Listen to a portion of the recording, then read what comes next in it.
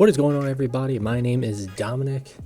I've been a long fan of Total Extreme Wrestling all throughout the series of 2013 to 2016 to 2020. Of course, starting way back 7-some years ago.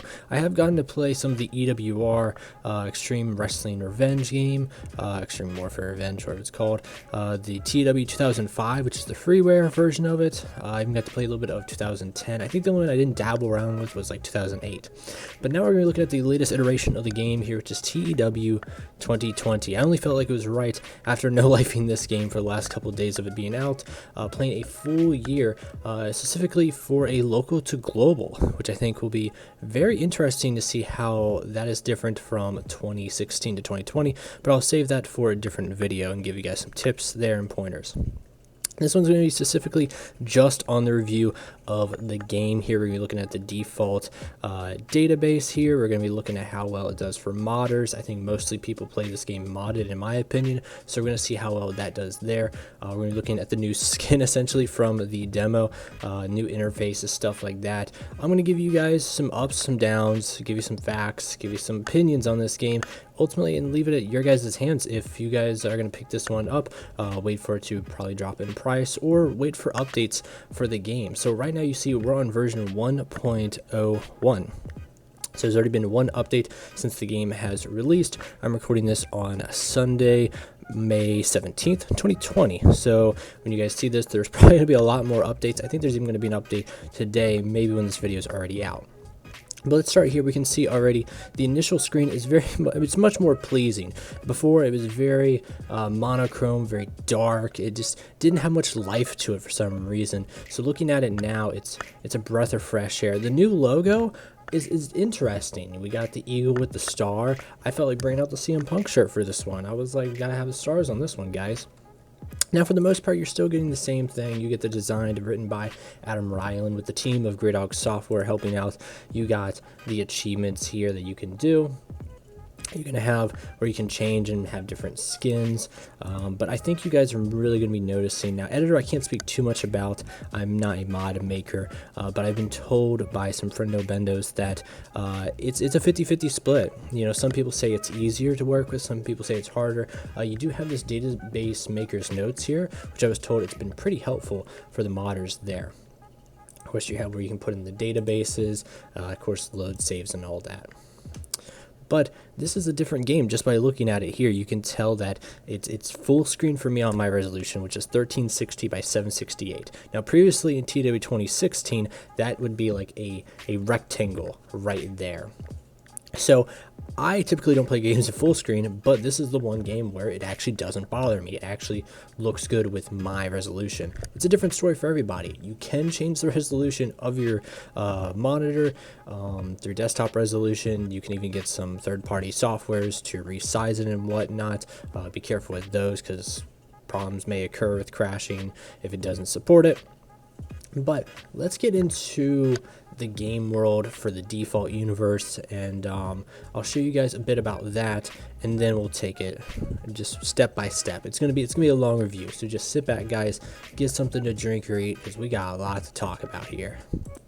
So you start off here. This is going to be your first interface, really looking at it outside of choosing your avatar, maybe a company, if you want to have certain regions available for you. And this time around, we do have India as a region. Now, by default, it's actually disabled in the Cornellverse, which is kind of like head scratching. Why wasn't there more work put into it? I'm not a big Cornellverse guy, so it doesn't really impact me too much. And even in the real world, yeah, there's not much going on with it. But I would like to think with the fantasy universe, there should have been more put into like building that region. Essentially, it is an untapped region to just really make your own. So maybe that's the justification for it there.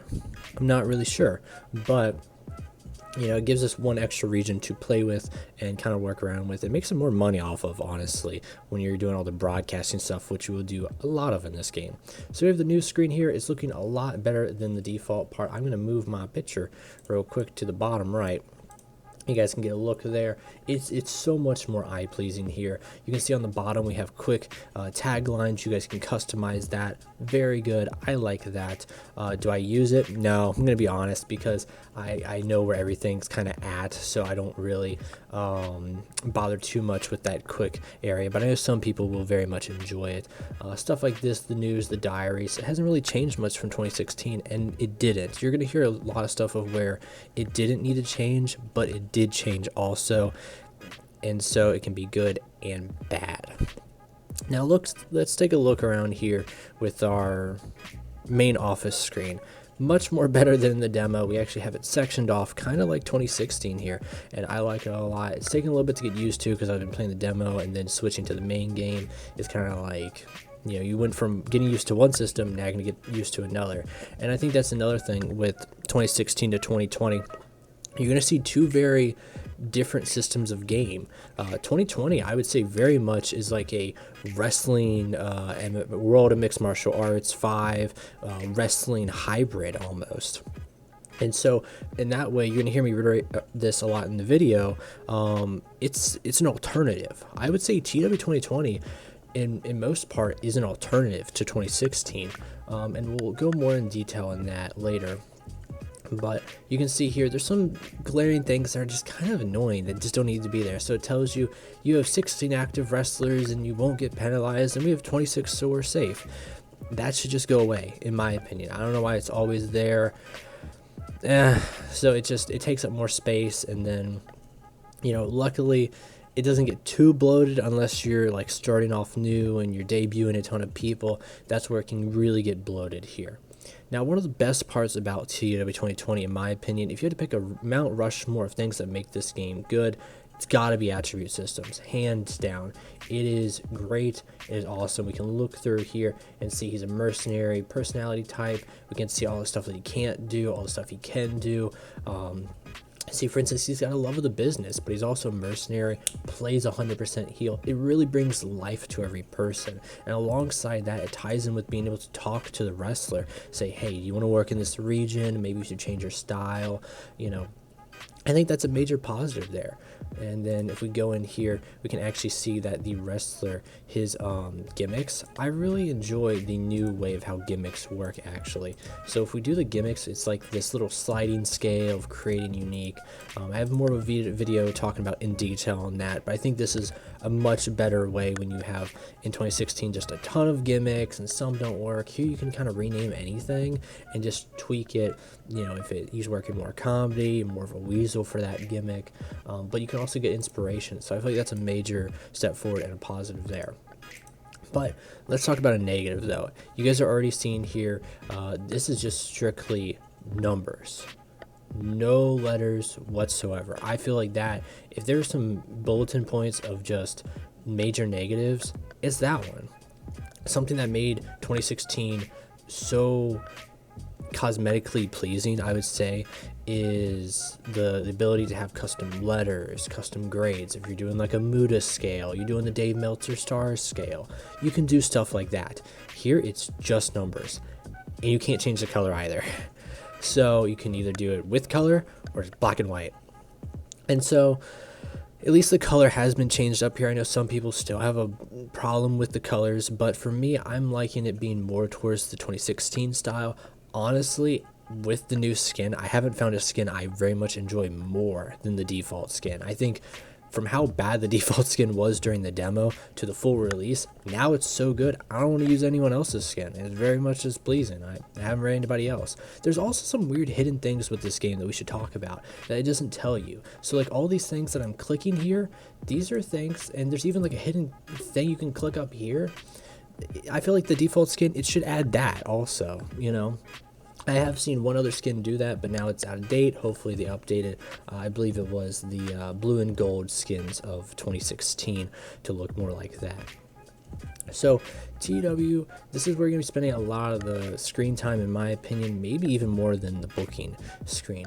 But let's talk a bit about some of the cool new things you can do. You can go around, you can change your company, you can, if you want to go and move it from a different region, you can do that. Set up a Young Lion system, which is kind of weird that you can actually enable that and turn it on or off.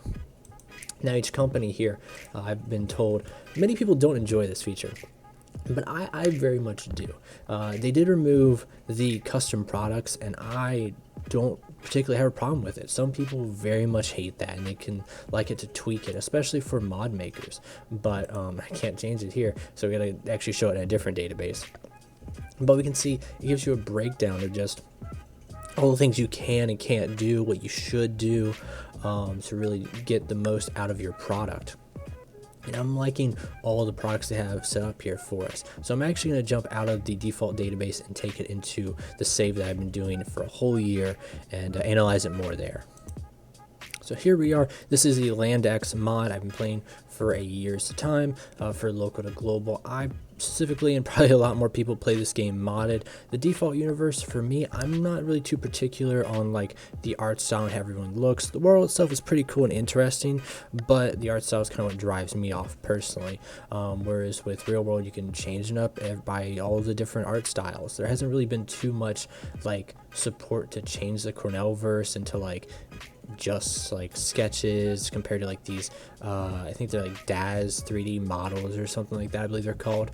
But if we go to my company here and we check out our product, we can see all the different like product styles, and it has an extensive search here, which is really good. But with the good comes the bad, because if you really want that custom product, you're really not getting it anymore, sadly. Here we can see the stable system has been completely revamped, just a major positive compared to 2016. I felt like stables were just there. They were just floating around, didn't have much meaning to them. Here it's very much, you can put custom pictures on everything. You can go and modify the stable. Yes, there's less people now available, so you can't do a crazy NWO thing, but 18 members is probably good enough for most people. You can have a breakdown if you want it to be like a cult. You can have literally the roles of every single person, have it must involve certain people, give it some like stuff for the AI. Stable system is phenomenal. It's like I said, there's some things that this game is going to do very much right, but you look at it and you're like, ooh, 2016, 2020, there's some alternative things here, and one of them is the perception system. So what you guys looking at right here is we're going to be able to pick the wrestlers here. Something annoying also is that in Royal Rumble matches, before you'd be able to just click and it would remove a person. Now it doesn't, and it makes booking that much longer, which is annoying. But let's talk about this perception system. I think it is the biggest change, in my opinion, from 2016 to 20, and this is why I think it's so much of an alternative, because you have a perception system and you have a push system. I think the push system should have never been removed. I think playing around with the perception system, I'm just not a fan of it. I have not seen much like out of it that has made it really so enjoyable. If anything, it's very limiting, because before we had main eventers, upper mid-carders, lower mid-carders, openers, enhancement talent, and occasional wrestlers. Those are 7 ways to categorize and separate people. You know, of course you had the women's division, or you could have it integrated there. Here, they're just all together, even if you have a separate women's division, because you can now have the filter to turn women or men, and then you can do the disposition, face or heels.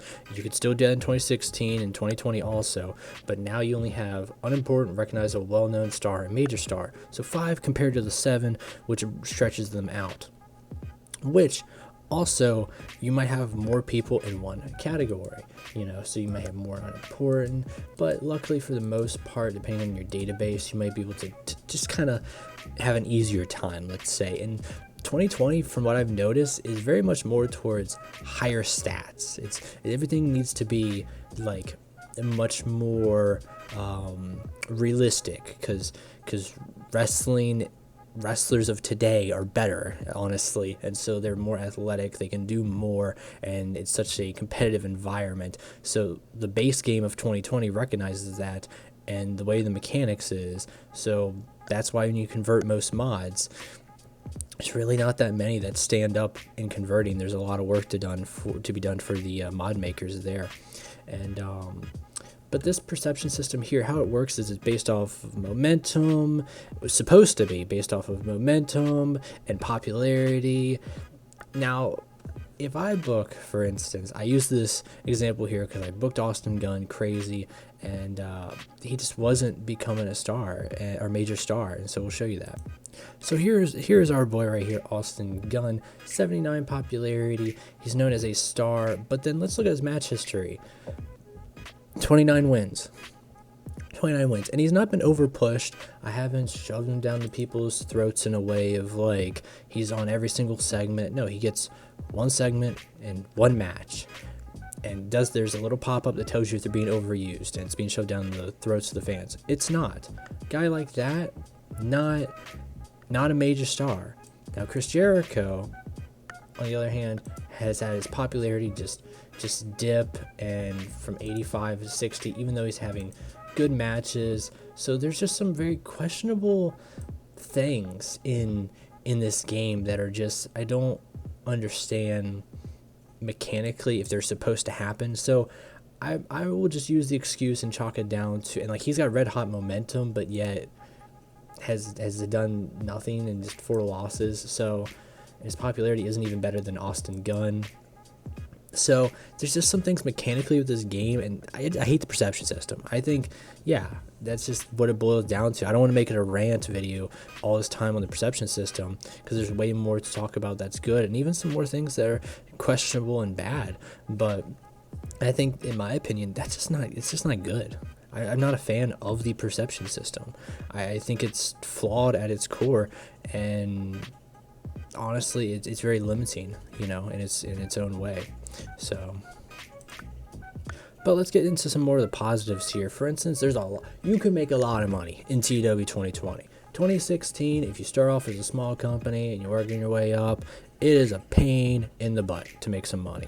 2020, they got you covered. We got you covered. You can go make your own internet pay-per-view, and you can make all that money you want. Don't believe me? Well, let's go down here. Let's check out some finances. We're going to check out, some money we're making. We're going to check out our investments and see the broadcasters, enormous. We're going to be fine for the future. Once you max out everything, it gets even better. And I think that's where the game really helps you in that popularity aspect that some mods really, you get limited to. Merchandising is amazing. I absolutely love this feature. It tells you how much merch each person's making, and I love it. I think it's cool. All these little things, and like they even get like a percentage of it too. 2020 brings more life to the individual. I will say that oddly enough, from a booker and owner, it's kind of weird as much, but the individuality of each person, I think, is going to be a shining star, to use that term, for this game. So another thing that may be a negative for some people is that the quality of life on the booking screen itself could very much be improved. As you can see here, by clicking around, moving these things, it's very easy to just get lost in what segments where, and you gotta like really do a double, triple, quadruple take on things. I just feel like this would be improved if you could just drag it around, and the fact that it's kind of stretched out right here kind of makes it even harder to just have that like quality of life in it, but maybe that's just me in that regard there. Also for angles, one thing that's missing now is, so if I click on PJ Black, there used to be just a straight up select worker and it would go directly to his profile. Here you have to go to roster. It's not as much of a deal, but it's just a quality of life thing. Before, we didn't have kind of all these like little filters, so I'm very glad that it was put in for the final product of the game. So as before in the other TEW games, you have the ability to create your own custom angles. You have the freestyle angles. You have your own matches. You can get them from the database, but you can also create your own match types here. And there's more stuff here that I really enjoy, and I think I'll even use more, because in 2016 you weren't really creating as many matches. I felt like 2020 with cinematic matches now, even though I personally have not had much success with them, it's just something that's really cool to see that now we're getting into the cinematic theme of things that now you can be implicated in the world of booking. Something this game does really right, in my opinion, is that you can have the season finales. You can tape multiple shows in advance. What's really cool about this is that, so if you want to have 4 events, have going out for the next 4 weeks for to have it lower the production cost, have all the workers available for the next 4 weeks. They'll be shown on TV, even if you wouldn't have them every single of those weeks. If you do it individually live, you would book 4 shows right there, and then you'd wait 4 weeks and you'd book the next 4. And I think that's extremely helpful for booking like long term in advance and preparing for things. So right off the bat, you're also able to go and just play as developmental companies in TEW, and I think with TEW 2020 being able to play as developmental companies is a major positive. But you kind of get sucked into this realm of like having to deal with the frustrations of the main company. They're going to be taking people away from you. You're going to be having to negotiate contracts, and the main guy, you know, if you're playing in this instance with WWE and NXT, might say, hey, you can't give this guy so much money, and it really has that dynamic there. So even though you can lock people down and not have to worry about money, you're still having to worry about kind of fighting your own main roster boss. So the game's also got some more quality of life settings you guys do here. For instance, with the picture requirements, setting them on, you'll never have a wrestler that just has no pictures.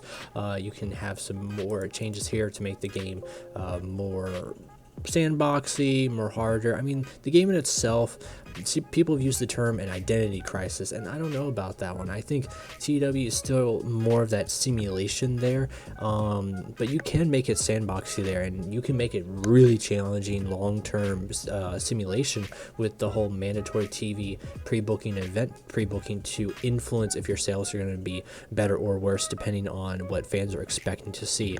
So I think the term that's been thrown around of identity crisis for TEW, I don't think it's been right. I think it's still at its core a simulation game, but you can play it how you want to. This game, some people may say, is more limiting. I would say it's an alternative in itself, you know, and I go back to that perception system being one of the bigger things. After a while, you kind of just get used to it. You know, and I see where some people's frustrations could be with the game and saying of, you know, they miss their pictures, they miss, for instance, some quality of life things like the scroll wheel is still getting implemented to a lot of screens, how segments can move around a lot easier, booking for me takes a lot longer in 2020. Is that a good thing or bad thing? I don't know, really, essentially. Load times in this game is another thing to really talk about. After simming for a whole year, it took me a very long time. And simulation from one day to the next, I used it on 2 different databases. 2016, I would say, is faster. Now, is that because there might be less features in 2016? Potentially. But something also interesting to bring up is that from 2013 to 2016, it's just a seamless transition. It's just a game with more stuff. 2020 has been built from the ground up. And so that's why I'd say if you build it from the ground up, you have that almost WWE and NXT dynamic. You have the WWE of what people are used to in 2016, but you have an NXT, which is a new alternative style, but they're both under the same roof. So ultimately, I would say it's up to you guys. It's going to be the same price as before at about $34.99. Can be a little hefty maybe for a text-based game, some may argue also. And it makes it even more heftier before, because before you had the argument of 2013 to 2016, it's the same game, just a little bit more tacked onto it. Now you're given a complete new alternative, and people are saying, hey, I still wanted these features. You know, as you've heard me probably talk about in this video with the perception system, some things just changed for the worse, kind of, and there's some rewording things that you guys will notice that just kind of make you scratch your head. Ultimately, I've been enjoying it. It's been a fun experience so far. It's made me lock down and stay with like my 2 main saves. I got my local to global long term, and I got my WCW series I've been recording, but I've also, you can go and seamlessly transition into just an ultimate sim and just ultimate advance and just go to bed and see what's going on in the rest of the world the next morning. And I've tried to do that. There are still some runtime errors and stuff that are popping up with the game, so I can't get past like a year and a half, 2 years, because I really want to show you guys some cool new stuff that we can do there. But that's for a different video. And to kind of wrap up here, guys, I've given you the positives, I've given you some negatives, I've given you some facts, I've given you some opinions on the game, and ultimately it's up to you guys if you're going to pick this one up here. I'm not going to go say don't pick it up or go pick it up or be that guy, so I'm just going to leave it there for you guys. And what do you guys think about the game? You guys enjoy it? You a fan of it? As always, you guys can stay connected with the realm of the TEWtubers and the Tooniverse, whatever you want to call it, throughout the Discord's Facebook page, I think Reddit's, the forums, of course, all that. The world of TEW fandom has become so diverse on how they play and opinionated. So don't let that kind of intimidate you too, because you'll find someone who plays in your style and you'll see someone who completely won't. I think that's just not only boils down to how wrestling fans are too, but just how much of a cult following TEW has gotten, and I think that's for the best, because the more attention brought to this game, even if you prefer 2016 or 2020, I think what GM mode for people wanted in the mainline series of wrestling games, now they have it here on a smaller scale team, but really good quality and everything you kind of want. That's gonna do it here, everybody. Until next time, keep it safe during these times.